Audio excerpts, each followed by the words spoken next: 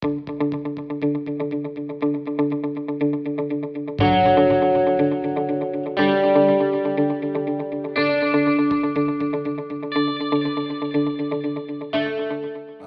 岁我中国叫好帅，我是美国人，我住中国6年了。现在我住南京，我住南京1年了。南京，我很喜欢南京，非常好。Wow, your Chinese is improving a lot. Thank you. 谢谢。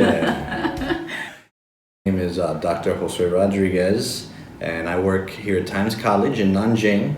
I've been living in China for 6 years. This is my first year in Times College over in Nanjing. I'm having a fantastic time living in China so far.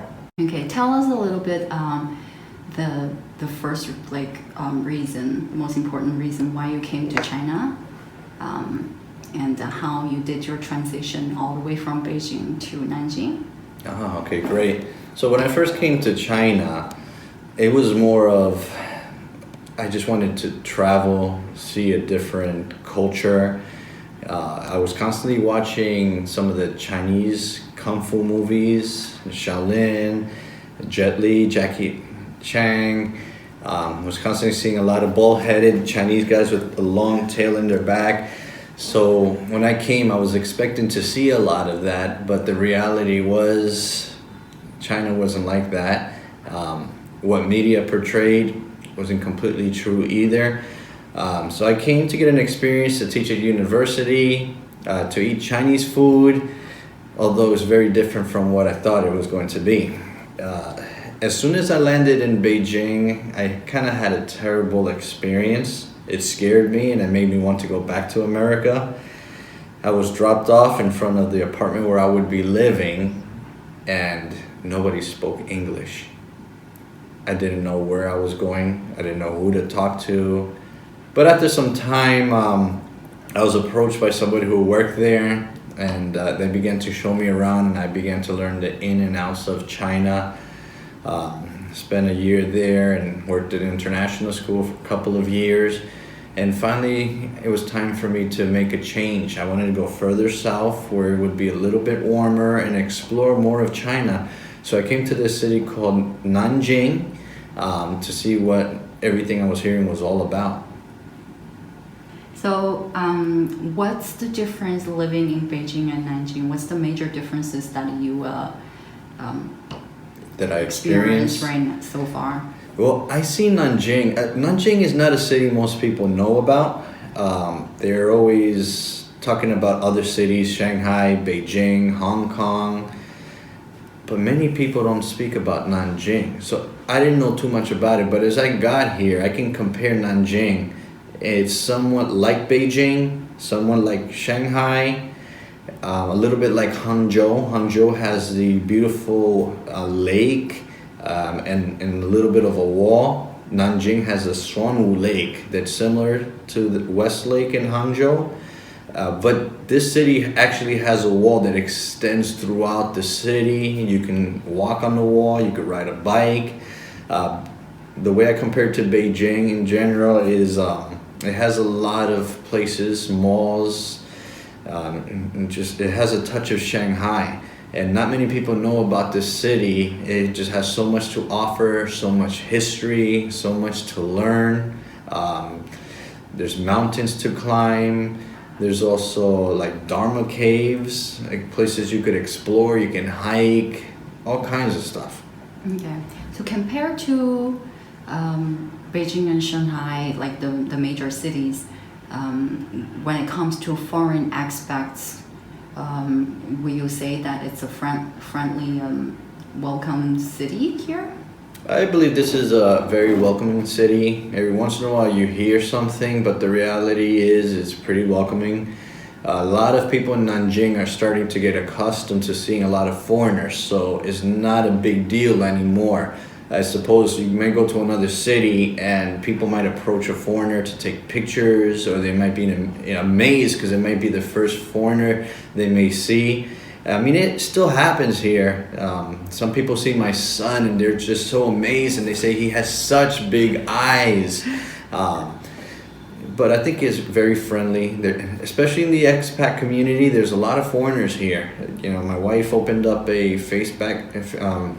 a WeChat expat group in Hangzhou, and it grew a little bit. And then she opened up one here in Nanjing, and it just exploded. A lot of foreigners want to get out, experience things, hang out, experience the different restaurants, experience life here. So I think it's a good environment for foreigners. Okay. What's your next plan? Like for the near future? Are you gonna continue and stay here in China? I like being in China. I like being in Nanjing. My next plan is pretty much continue to develop, learn more about the IB, admin and marketing, all the aspects of education outside of teaching, which is what I did study, but I wanted to get a more hands-on role in how things operate here. So I'm hoping to be in Nanjing for many more years to come. If not, I could go further south where it's more warmer. Okay, more warmer, even. Yeah, even. well, Nanjing in the winters can get cold. Oh, yeah. Yeah, it can get cold here. Not as cold as Beijing. Okay. We have seen snow here. Mm-hmm. Summertime is definitely hot. Mm-hmm. Further south, you know, no snow. Yeah. Yeah. So, let's talk about your school. Okay. I know it's a brand new school, Time College. Yeah. Can you tell us a little bit about your school? All right. Well, Times College School, it was developed with a kind of like a British theme. So if you go looking around campus, you see the buildings. Some of them look like houses. We have a clock tower. We even have some telephone booths that look like the ones you would find in England, and even like these golf carts, very nice, impressive golf carts. But it's not all about British education. It's an IB school, International Baccalaureate, and we have the programs PYP, MYP, DP, all the way from kindergarten age 3 through high school. So we implement an international curriculum, and you know, with IB, you use the best resources you can find. You use current trends in teaching styles, learning styles. We do a lot of student-based learning, collaborative learning, project-based learning. Project-based performance assessments is one of my favorites. Give or take, I teach a unit on maps. So the way I work this is I tell the students that they are map designers, and they're going to create a map of their dream school. So they get to design their dream school. Then they do it 3D, uses boxes and their creativity. As map designers, they got to know that on a map there's a map scale.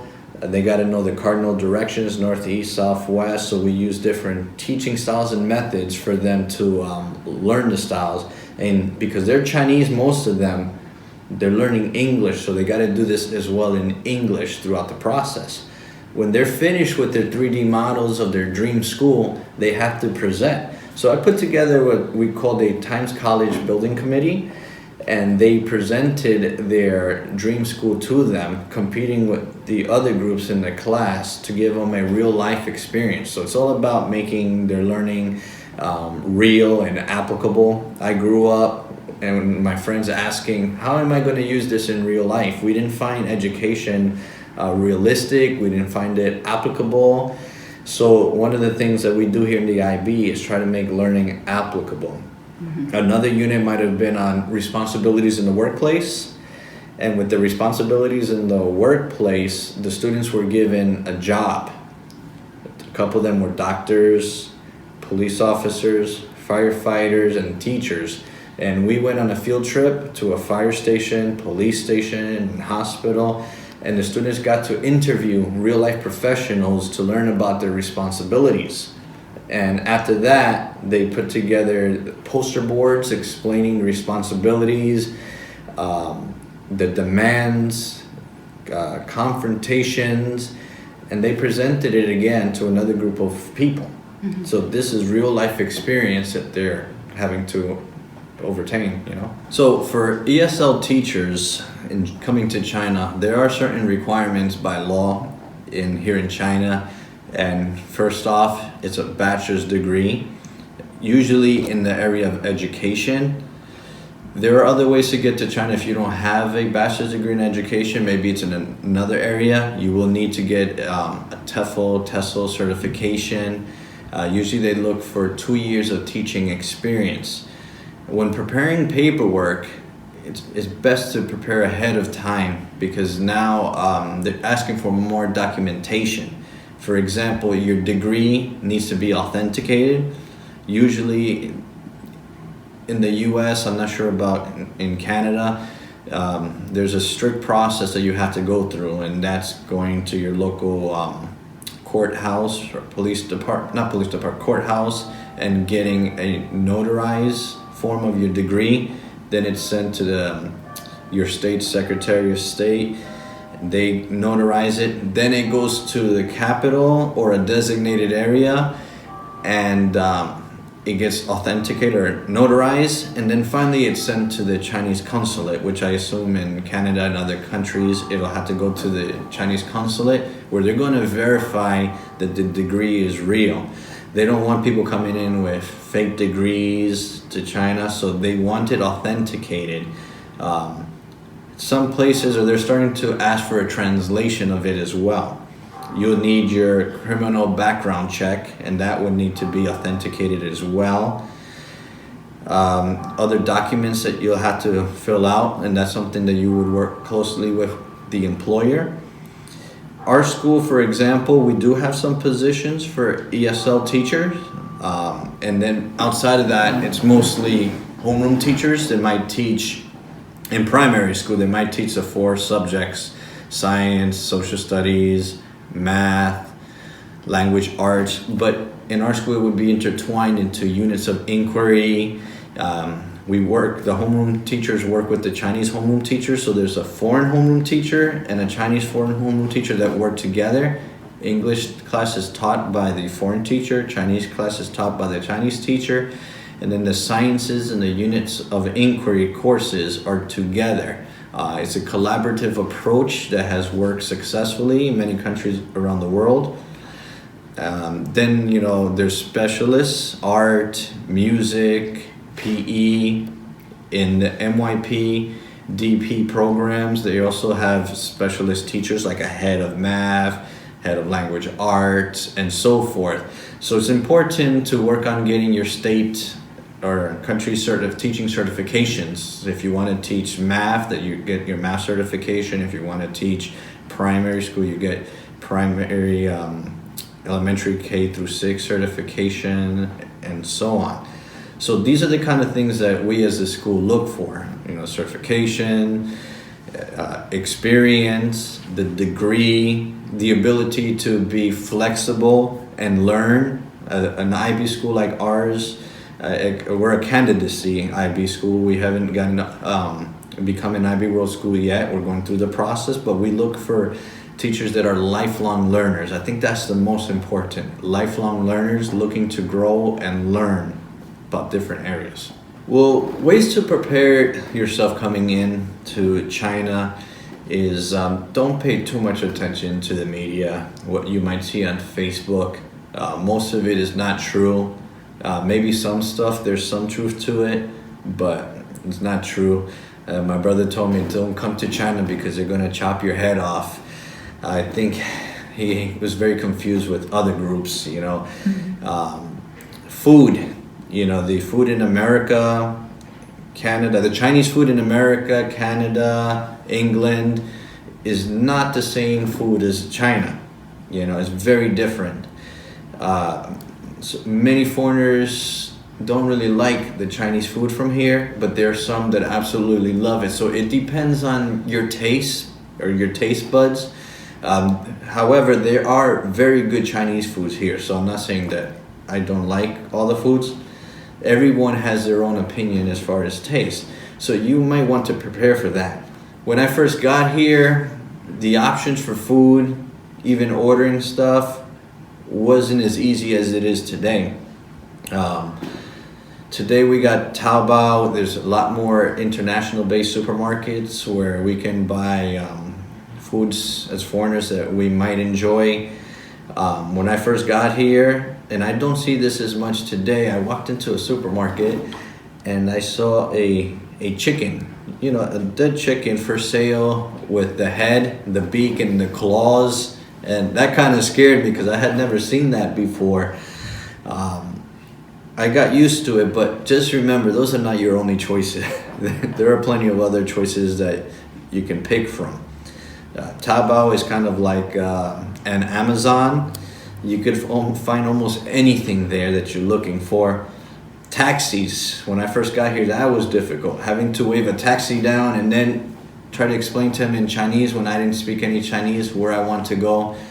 That was difficult, but now they've come up with apps like Didi and Kaomei, I think, I don't remember, but I can order right from my cell phone where I'm standing a taxi, message a couple phrases in English, where I'm going, and whether the taxi driver speaks English or not, he knows where I'm going. And it tracks us, so if he decides to be naughty, the system knows who he is, his license plate. So generally when I use Didi, it's safe, reliable. I don't have to worry about being taken advantage of and things of that nature. So that's helped us get around easily. Many cities have subways. Nanjing, Beijing, they have subways, so you can get around to different places, subways, buses.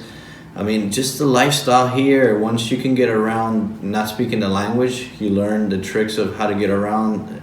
There's so much stuff you can do, so much traveling around South Asia. It's very easy, much cheaper. I've been to almost all of South Asia.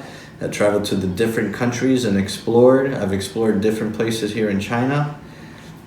Terracotta Warriors, the Bing Mayong in Xi'an. I've been to the numerous parts of the Great Wall. I've been to famous lakes. The Shaolin Temple where Kung Fu originated. That was awesome. Amongst various zoos, I've seen pandas, and then, which is one of the endangered animals in the world. And they have various places in China making them reproduce, especially in Chengdu. So there's a lot of history. China's rich in history. So many things to do. And they're constantly putting up new places like Disney World, Universal, Legoland, all over China, amongst other amusement parks. Some of the difficulties is raising a kid. Well, first off, my wife got pregnant while she was in Beijing. She was a little bit afraid of the hospitals because it's very different from what we're used to in the West. And we didn't have insurance here, so eventually we decided we could either go to a very expensive foreign hospital here in China or cheap hospital, local hospital, but my wife didn't want to give birth in a cheap hospital. So we had insurance back in America, so she came back to America to have our child, and he came back here. And it's been a good experience, but there's a couple factors to take into place. You got a stroller and a child, no car. You have to get a Chinese license. I have not done that yet. The Chinese tests seem a little bit difficult because of languages. We bought an electric car in Beijing, and we could do it legally without the license. But it's kind of hard dragging your baby in a stroller to go on buses. Subways, there's some places that are not the most child-friendly. They may not have elevator or escalator. Some places have escalators, but it's only going up. So then if you have to go down, you got a baby, a stroller, and if you're carrying around luggage, it gets quite difficult. And if there is an elevator, sometimes you have to walk quite a distance to find it. But then there are areas where there's elevators and escalators everywhere, so it makes things convenient. Around the subways, a lot of people are walking. They might be in a hurry or they might be going too slow. They don't really pay attention to what's going on. Lines don't really exist. People constantly cut. If you go to a place like Japan or Korea, everybody's in a single file line. So these are some pet peeves. You might see children out in the public peeing and pooping, which is not something that we want our child to learn doing as a little kid. So those are some of the disadvantages. However, advantage is that people love kids here. They see kids, they want to say hi, sometimes a little bit too friendly. I remember traveling and leaving my child with a friend of mine from America, so my wife and I could go to the bathroom. When I came back, my friend was enjoying it because he was like a celebrity. He was surrounded by 30 to 50 Chinese people taking pictures, and he was just enjoying having the child. I had a friend that used my son when he was a little baby as a way of getting attention from women. I thought that was funny, and he was like, I need to borrow him. You know, they just love babies here in China, especially foreign babies. And they look at their eyes and they're like, wow, their eyes are so big and so cute. They want to learn the language. There's a lot of curiosity there. Many other things, for example, just being exposed to a new culture and language. My son is learning some Chinese, of course, English and Spanish. He may not be speaking as many words as he should at this age, but now he's starting to expand. It's like a light bulb flickered and he's speaking a lot more. When he went to America, he started talking to my mother in Chinese. My mother was trying to give him something and he was like, booyah, booyah, booyah, booyah. My mom's like, what is he saying? He's saying he doesn't want what you're giving him. So he's being exposed to that, exposed to different culture, different types of people. I thought it was funny. We went to America and he's been playing with his relatives, Puerto Rican and Dominican and American, and we're at a play place, and then all of a sudden a Chinese boy enters. It's the first Chinese boy he has seen. My son ran up to him and gave him a big hug, and the boy was very confused, but we knew he's probably thinking that he's Chinese and he hasn't seen a Chinese person with him for a while. So I thought that was funny. So he's getting various different skills in his learning. He's going to school here. Right now in his class, this doesn't normally happen, but he has 3 homeroom teachers. Here is 2 homeroom teachers, but he has 3 right now. A foreign homeroom teacher from the Philippines, a Chinese homeroom teacher that teaches Chinese, and then another extra homeroom teacher who's Chinese but spent 11 years working in Colombia who speaks Spanish. So he's surrounded around the 3 languages in his classroom right now. Of course, around the school we have staff from different places, Canada, England, different parts of America, Scotland, and other countries. So we could say this is an international setting, even though it's a bilingual school. Living here about more than a year in Nanjing, right? I've been here for about a year now. Okay. I'm going to make it another 2. Okay, wonderful. What like for foodies? Mm-hmm. What food or dishes do you recommend us to try here in Nanjing? Chinese or foreign? No, doesn't matter. Chinese dishes. Okay, Chinese dishes. I like jiaozi. Okay. They're dumplings. Uh-huh. One of my more favorite and my wife's favorite is the xiaolongbao. It's a Shanghai type of dumpling. You could find it here. Mm-hmm. It's not as good as Shanghai, but you could find it here. It's a soup flavored dumpling. Mm-hmm. We tried it this morning. Oh, you tried it this morning? Someone did a big splash. Because the soup inside, when they bite, it splashes. Yes, and usually you would take a chopstick and poke a hole because you don't want to burn yourself. You want to sip on the soup before actually biting into the jiaozi, and it definitely will splash. Have you tried the duck blood tofu? Like that's like for Chinese, that's the #1 recommendation you have to try here. Have you tried it here? Like they made the noodle soup in duck blood tofu? Not sure. Not yet. Generally, most foreigners don't eat too much tofu. There's different types of tofu. Yeah. I like the noodle tofu, and then these little like squarish ones are pretty good. But then there's the one that is nicknamed smelly tofu. Yeah. Many people say it's really good if you get past the taste, but most of us just can't get past the taste. The smell, you know. Right. The smell, and I don't want to offend any Chinese people, is equivalent to like a septic tank. It's not very pleasant for foreigners. It's not pleasant for us either. It's not? No. But we like the eating part. Yeah. Well, I like the noodle type of tofu that I do. The blood one, I have not tasted it. I cannot say if it's good or bad. I just haven't tasted it. In the mornings, there is sometimes you could find these morning breakfast snacks here in China. I forget the names, but it's like a wrap. It reminds me a little bit of a burrito, but it's not close to a burrito or a shawarma. And then you could have egg, sausage. I don't get the sausages. I might get the bacon. You could have chicken, and you can eat it. And then there's one that's 手抓饼. Yeah. Yeah. It's like a pancake. 手抓饼. Yeah. The other one is a jembi. Jengbi, yes, that's what's good. The jengbi, those are really good. I enjoy those. I like sweet and sour pork, sweet and sour fish, chow fan, there's a stir-fried rice. There's other platters. I just can't remember right now. Lately, I've been on a meal plan, so I've been eating strict and going to the gym.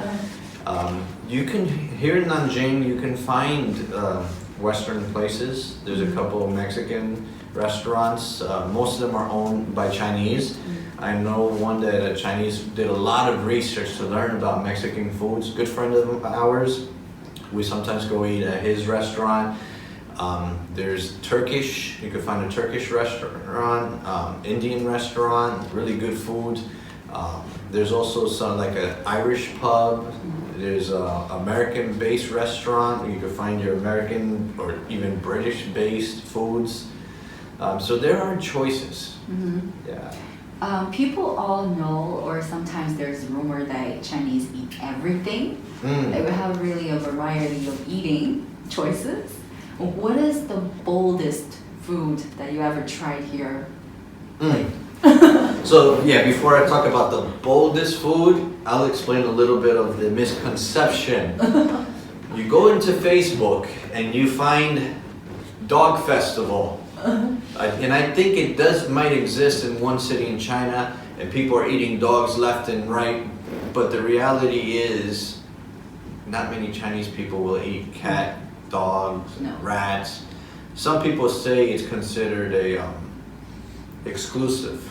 You pay a lot of money to have it, but I haven't really come across that. So my first year I worked at the university, and I like playing around with my students at the university, and I said, raise your hand if you eat cat, if you've ever eaten cat. One hand went up. Raise your hand if you've eaten dog before. One hand went up. Raise your hand if you've ever eaten a rat. One hand went up. I did this with 2 classes of 40 plus students. 1 out of about 80 students actually have tried that. And they're like, Mr. Josue, we don't eat that stuff. And then I pointed to the student that said she's tried, and she's like, I'll try everything once. That doesn't mean I ate it again after that. So definitely cats, dogs, rats are not typical. I hear it in other countries, yes, but not really China. Here in China though, the Chinese love seafood. So you might come across certain seafoods that for me is kind of like, ugh, I won't touch. And there are certain areas where they might sell like scorpions on a stick. Yep. I remember I saw that and I'm like, cool, I almost touched it, and then all of a sudden the scorpion started moving. And then they take it and put in this deep fry, starfish, seahorse. Oh, seahorse? Yes, yeah, little seahorses. Oh, wow. And I've seen some other insects or sea things that I would not touch, I would not eat. And yeah, a lot of Chinese do eat that. I think I feel a little bit more comfortable than eating that than the whole dog, cat. As far as me being a risk taker, one of the learner profiles here in an IB school is to be a risk taker. I'm not the biggest risk taker. I had a Chinese person offer me, I think it was a cocoon, maybe a caterpillar, or a cocoon. And she kept saying, in her broken English, it's very delicious, delicious, delicious. You should eat it. And she kept bugging and bugging. And then finally I said, I will try it. And to be honest, I didn't really try it. I just kind of like took my teeth, one of my tooth, and touched it and said, ew, I don't like it here. So I guess that's the most daring of some of these things that I might have tried. Okay. I try to play it safe. Okay. Yes, for foreigners coming into China, don't be too crazy. You know, you might get food poisoning and sick, especially if your body is not used to some of these foods. You want to be a risk taker, work your way slowly. Stay here at least 6 years to start to try. Yeah, I mean, there are people that come and they try all kinds of stuff, and more power to them. Yeah. But I don't want to risk, getting sick or food poisoning from something I don't know.